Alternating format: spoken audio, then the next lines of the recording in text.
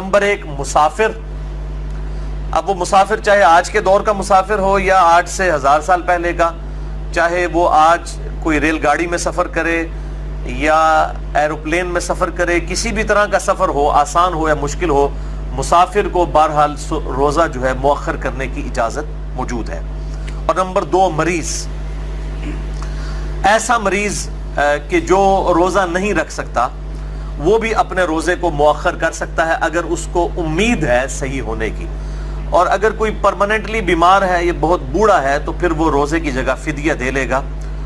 اور وہ اس کے لیے کفایت کر جائے گا انشاءاللہ تعالی. اسی مریض ہی کی ایکسٹینشن کے طور پر جامعہ ترمذی، سنن ابی داؤد، سنن نسائی اور سنن ابن ماجہ میں صحیح سند کے ساتھ یہ حدیث موجود ہے، اور مشکات میں اس کا انٹرنیشنل نمبر ہے 2025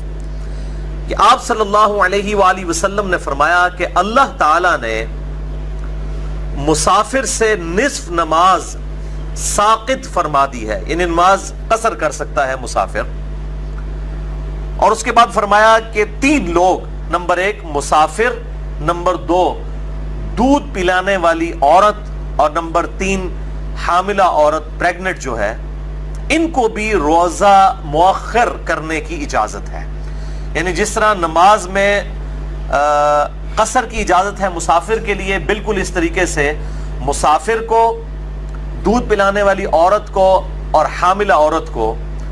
روزہ مؤخر کرنے کی اجازت موجود ہے الحمدللہ. اور اسی میں وہ لوگ بھی شامل ہیں ان لوگوں میں جو مریض ہیں، جیسا کہ قرآن حکیم میں آلریڈی یہ آیت ہم ڈسکس کر چکے ہیں. اور اس میں بھی جو دائمی مریض ہیں وہ مؤخر نہیں کریں گے، پھر وہ فدیہ ہی دیں گے. ان کے لیے اجازت ہے کہ وہ روزے کی جگہ فدیہ دے لیں، کیونکہ لا یکلف اللہ نفسا الا وسعہا، اللہ تعالیٰ کسی جان پر اس سے بڑھ کر بوجھ نہیں ڈالتا، اس کی وسعت سے بڑھ کر بوجھ نہیں ڈالتا. اسی طرح اگر کوئی جوان بھی ہے اور کسی ایسے مرض میں مبتلا ہے کہ اس کے لیے روزہ رکھنا امپاسبل ہے، شوگر کا مریض ہے کوئی، اس اعتبار سے بڑی سخت قسم کی شوگر ہے کسی کو، تو اس کے لیے بھی اجازت ہے کہ وہ روزے کی جگہ فدیہ دے سکتا ہے. اور اسی کے تحت ایسی عورت بھی جو مسلسل اس امتحان سے گزر رہی ہے کہ اسے پہلے وہ حاملہ تھی، پھر دودھ پلانا پڑا، اور پھر دوبارہ سے پریگننٹ ہو گئی، پھر اس کو دودھ پلانا پڑا، یوں ہی 8-10 سال مسلسل اس کے اس طریقے سے گزر گئے. تو لا یکلف اللہ نفسا الا وسعہا کے تحت کہ اللہ تعالیٰ کسی جان پر اس سے بڑھ کر بوجھ نہیں ڈالتا، تو ایسی عورت بھی پھر فدیہ ہی دے لے، اسے روزے کو بعد میں رکھنے کی ضرورت نہیں ہے. ورنہ تو اس کے اگر 10 سال کے روزے تو 300 روزے بن جائیں گے، اور یہ 300 روزوں کی قضا کرنا بہت مشکل کام ہے. تو یہ بھی پھر اسی دائمی مریض اور کیٹاسٹروفک کنڈیشن جو ہنگامی صورتحال ہے اسی کیٹیگری میں فال کریں گے یہ لوگ بھی.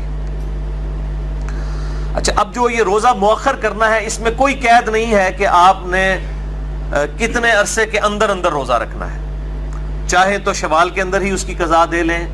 چاہے اس سے اگلے مہینے میں. بہرحال ایک حدیث ملتی ہے صحیح بخاری اور صحیح مسلم کی، متفق علیہ حدیث ہے،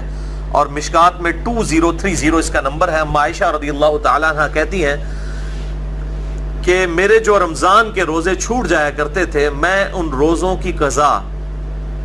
اگلے شعبان میں دیا کرتی تھی، یعنی رمضان کے بعد اگلے رمضان سے پہلے جو شعبان آتا ہے. اور اس میں راوی کہتے ہیں آپ صلی اللہ علیہ وآلہ وسلم کی مصروفیت کی وجہ سے،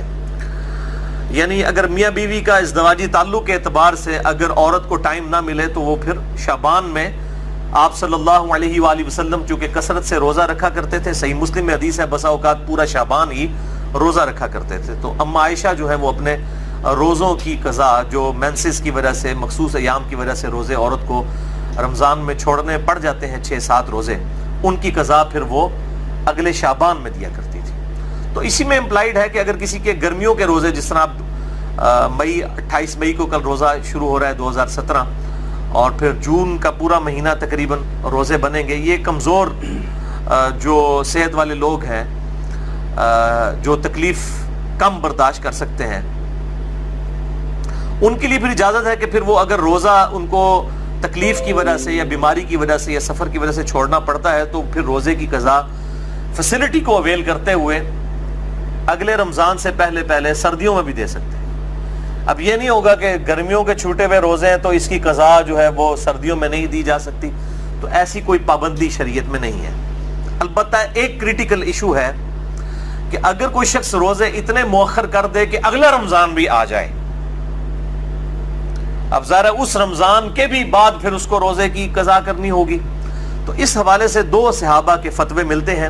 صحیح سند کے ساتھ۔ سنن الکبریٰ البیہقی کے اندر انٹرنیشنل نمبر کے مطابق صفحہ نمبر 253 اور جلد نمبر 4 پہ سیدنا عبداللہ ابن عباس رضی اللہ تعالی عنہما اور سیدنا ابو ہریرہ رضی اللہ تعالی عنہ کا فتویٰ موجود ہے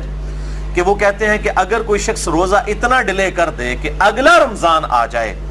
تو پھر ایسا شخص جو ہے وہ فدیہ بھی دے گا